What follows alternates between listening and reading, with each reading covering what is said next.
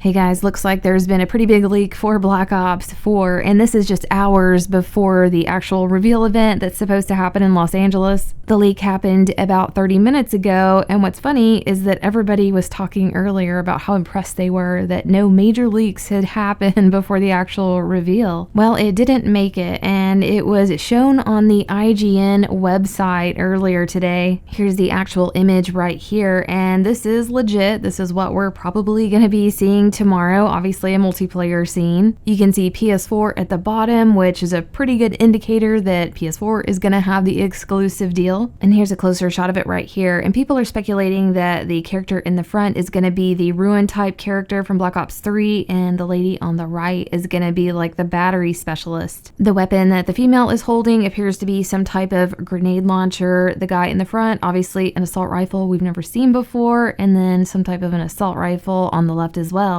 People are speculating that this is a near future setting based on how the characters look. Some people were concerned that there might be exosuits in this scene, but Slasher from Twitter is showing a comparison here, and yeah, I agree. It definitely doesn't look like exo. One thing you can see right here though is that on the right of this guy's leg is apparently a grappling hook, which is really interesting because I had gotten a message from somebody that was a supposed tester that was talking all about how the characters will have different types of abilities and some of them can actually grapple. He said that some of them can exo jump as well, but yeah, you have to have that specific loadout. So it will be really interesting to see what happens tomorrow to find out if all of that is gonna come true. But let me know what you guys think about this, and we'll see you next video.